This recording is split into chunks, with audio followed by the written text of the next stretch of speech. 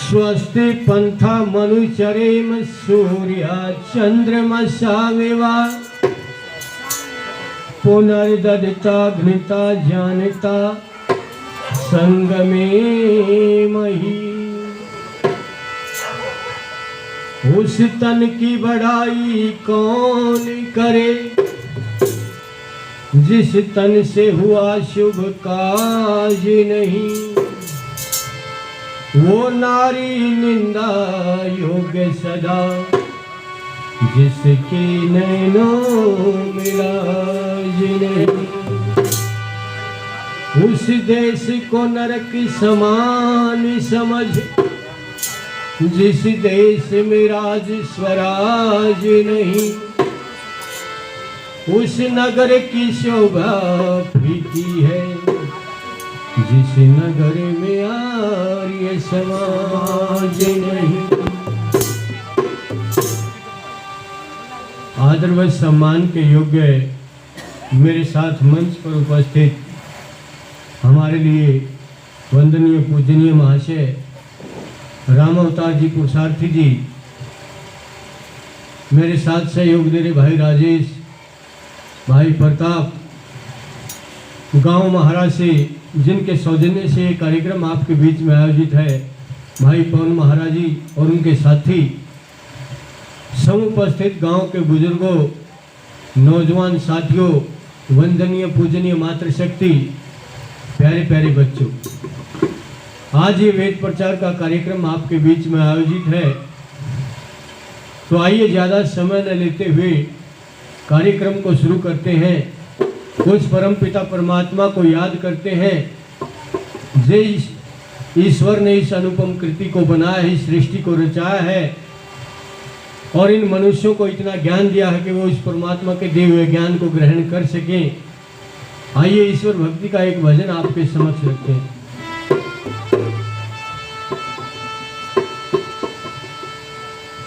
वो थोड़ा सा भाग्यहीन है जिसके घर संतान नहीं। वो पूरा बदकिस्मत समझो याद जिसे भगवान नहीं। वो थोड़ा सा भाग्यहीन है जिसके घर संतान नहीं। वो पूरा बदकिस्मत समझो याद जिसे भगवान नहीं। वो थोड़ा सा भाग्यहीन है।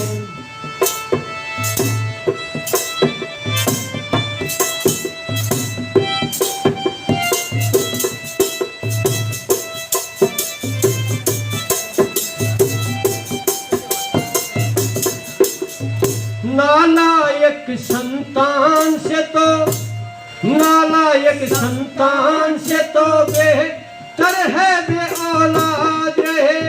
नालायक संतान से तो बेहतर है बे औलाद रहे। दौलत वो किस काम की जिसमें परमेश्वर न याद रहे।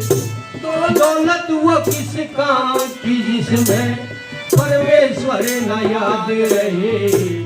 काहे का वो धनी है जिसको, काहे का वो धनी है जिसको निर्धन का कोई ज्ञान नहीं। वो पूरा बदकिस्मत समझो याद जिसे भगवान नहीं। वो थोड़ा सा भाग्यहीन है जिसके घर संतान नहीं। वो पूरा बदकिस्मत समझो याद जिसे भगवान नहीं। वो थोड़ा सा भाग्यहीन है।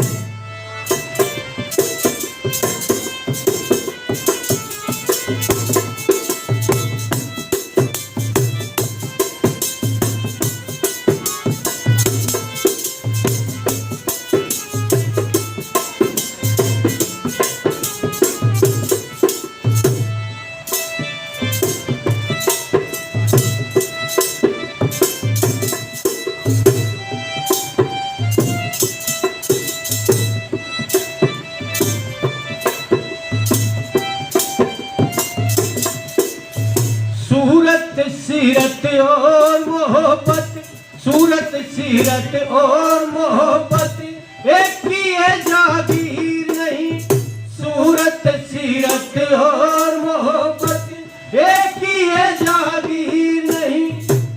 जिसकी इज्जत है दुनिया में उससे बड़ा अमीर नहीं। जिसकी इज्जत है दुनिया में उससे बड़ा अमीर नहीं। बंदा वो क्या बंदा है, बंदा वो क्या बंदा है जिसे बंदे की पहचान नहीं। वो पूरा बदकिस्मत समझो यार जिसे भगवान नहीं। वो थोड़ा सा भाग्यहीन है जिसके घर संतान नहीं। वो पूरा बदकिस्मत समझो यार जिसे भगवान नहीं। वो थोड़ा सा भाग्यहीन है।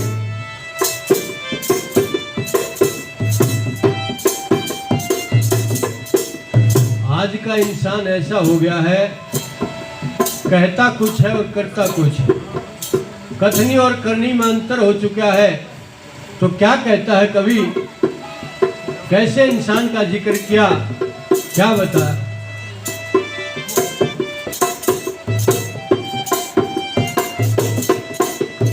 कहता कुछ और करता कुछ है, कहता कुछ और करता कुछ है, वो भी कोई इंसान नहीं। कहता कुछ और करता कुछ है, वो भी इंसान नहीं। बेईमान कहलाए वो जग में जिसका दिल ईमान नहीं। बेईमान कहलाए वो जग में जिसका दिल ईमान नहीं। होते हुए जो दान करे ना, होते हुए जो दान करे ना, उससे बड़ा नादान नहीं। वो पूरा बदकिस्मत समझो यार जिसे भगवान नहीं। वो थोड़ा सा भाग्यहीन है जिसके घर संतान नहीं। वो पूरा बदकिस्मत समझो यार जिसे भगवान नहीं। वो थोड़ा सा भाग्यहीन है।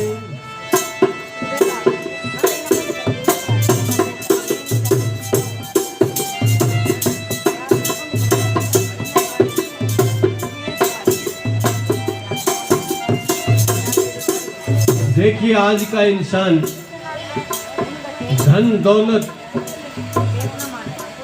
बंगले कोठी पता नहीं किन किन चीजों के पीछे लगा हुआ। आज दो चीजों की ओर है दुनिया में, एक तो पैसा कमाने की और दूसरा उस पैसे के ऊपर घमंड करने की। ये दो चीजें रह रही हैं, झगड़ा भी नहीं कहा। आज सब कुछ मशीन बना हुआ है पैसा कमाने।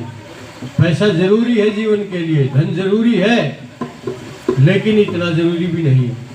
कई चीजें और भी हैं जो जीवन में और काम आने वाली। क्या कहता अंतिम पंक्तियों में कवि,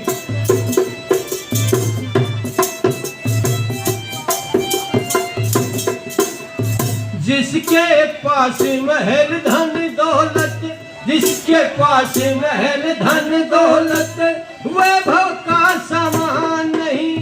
जिसके पास महल धन दौलत, वैभव का सामान नहीं। भाग्यहीन तो है थोड़ा पर ज्यादा कुछ नुकसान नहीं। भाग्यहीन तो है थोड़ा पर ज्यादा कुछ नुकसान नहीं। इस भक्ति बिन नत्था सिंह, इस भक्ति बिन नत्था सिंह, तेरी भी कोई शान नहीं। वो पूरा बदकिस्मत समझो याद जिसे भगवान नहीं। वो थोड़ा सा भाग्यहीन है जिसके घर संतान नहीं। वो पूरा बदकिस्मत समझो याद जिसे भगवान नहीं। वो थोड़ा सा भाग्यहीन है। किसको बदकिस्मत बताया, किसको भाग्यहीन बताया? जो परमात्मा का नाम नहीं लेता और इस आदमदेह आने के बाद भी नहीं लेता। देखिए परमात्मा ने ये विशेषता दी है ना अपने निकट पहुंचने की, अपने पास जाने की, तो इस मनुष्य को ही दी, क्योंकि मनुष्य एक ऐसा प्राणी है जिसको विशेष बुद्धि दी है उस परमात्मा ने। मान पड़ते विशेष अर्थ में लगता है, इस मनुष्य को बुद्धिमान कहा जाता है। और किसी जीव में इतना सामर्थ्य नहीं दिया कि वो इस वेद के प्रचार को सुन ले और सुन के अमल कर ले और अपने जीवन में डाल ले। एक मनुष्य को इतनी ताकत दी है, इतनी बुद्धि दी है, इतना मानसिक संतुलन दिया है कि वो इन चीजों को ग्रहण करके और अपने जीवन में डाल सकता और अपने जीवन को सुधार सकता है और इस योनि में मुक्ति को प्राप्त कर सकता है। इसलिए सर्वश्रेष्ठ योनि कही गई है मनुष्य की। लेकिन यहाँ मनुष्य क्या होता है, आने के बाद कर्म और भोग दोनों चीजों के चक्कर में, दोनों करने में स्वतंत्र है, लेकिन कर्म को छोड़ देता है और भोगों में लिप्त हो जाता है। जो दूसरी योनियां हैं वो सिर्फ भोग भोगने के लिए आती, पिछले जन्मों में बुरे कर्म किए हैं तो इस योनि में वो अपने कर्मों के भोग भोग रहे। और यहाँ का दोनों तरह का सिस्टम है, कर्म भी कर सकता है, अच्छे कर्म करके ऊंचे से ऊंचे सोपान पर भी पहुंच सकता है और भोगों में लिप्त होकर गिरता गिरता गिरता गिरता ऐसी जगह पर भी जा सकता है जहाँ से उठना नामुमकिन, दूसरी योनियों में घूमता फिरे। और इस देश के आदर्श, इस देश का दर्शन, इस देश का इतिहास तो इतना ऊंचा था कि यहाँ प्रत्येक व्यक्ति सबसे पहले 5 यज्ञों में से देवी ब्रह्म यज्ञ किया करता है। ब्रह्म मुहूर्त में उठकर परमात्मा को याद किया करता था। आज करते तो आज भी हैं, लेकिन आज थोड़ी सी विकृत अवस्था में, क्योंकि ईश्वर के विषय में क्या हो गए, भ्रांत हो गए। जिसने जैसा परमात्मा बताना शुरू कर दिया वैसा ही मानना शुरू कर दिया। इसलिए जो उसका ब्रह्म यज्ञ था वो भ्रांत यज्ञ हो रहा है। इसलिए परमात्मा को याद किया करता इस देश का व्यक्ति। इस देश का इतिहास गौरव उठा के देखोगे तो इससे ऊंचे आदर्श आपको दुनिया में कहीं नहीं मिल सकते, इससे ऊंचे विचार इस दुनिया में कहीं नहीं मिल सकते। वेस्टर्न फिलोसफियां भी देखो और भारतीय दर्शन को भी देखो, जितना गहन चिंतन सांख्य दर्शन, योग दर्शन में हुआ है, पाश्चात्य दर्शनों में नहीं हुआ। वो तो कोड ऑफ कंडक्ट है, आचार संहिताएं हैं, कहीं न कहीं मनुष्यों के लिए नियम निर्धारित कर दिए कि भी ऐसे चलो, ऐसे खाओ, ऐसे रहो, ऐसे उठो, ऐसे बैठो। यहाँ का दर्शन किसकी बात करता है, मुक्ति की बात करता है, दुखों से निवृत्ति की बात करता है कि मनुष्य तो इन दुखों में फंसा हुआ है, जीवात्मा जो, उसको कैसे पार लगाएगा। इसलिए सांख्य दर्शन और योग दर्शन मनुष्य की मुक्ति की बात करते हैं। इस देश का नाश तो तब हुआ जब इस देश में अविद्या और अंधकार आया।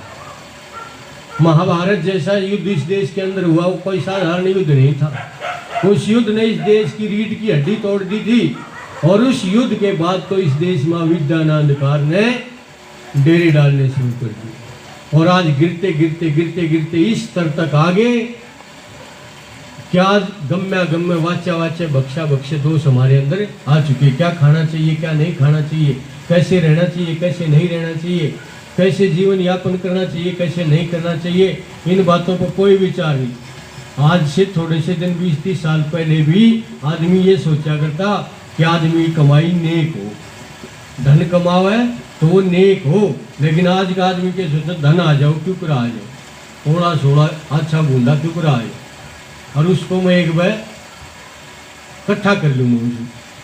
तो इस देश का जो अवनति का कारण है वो यही रहा। इस देश का इतिहास अगर हम देखते हैं, जब उस पर नजर पड़ती है तो चौधरी पृथ्वी सिंह बेदड़ का एक भजन याद आ जाता है।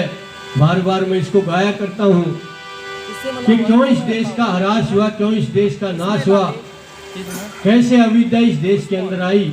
क्या कहता है कवि,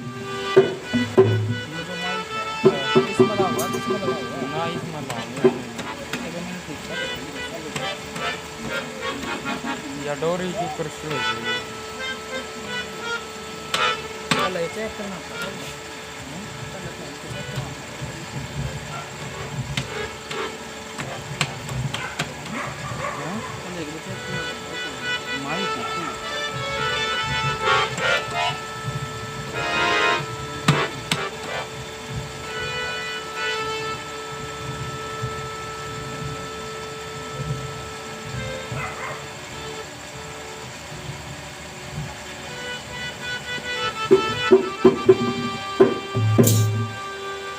भाई वेद अनुकूल राज बिन सा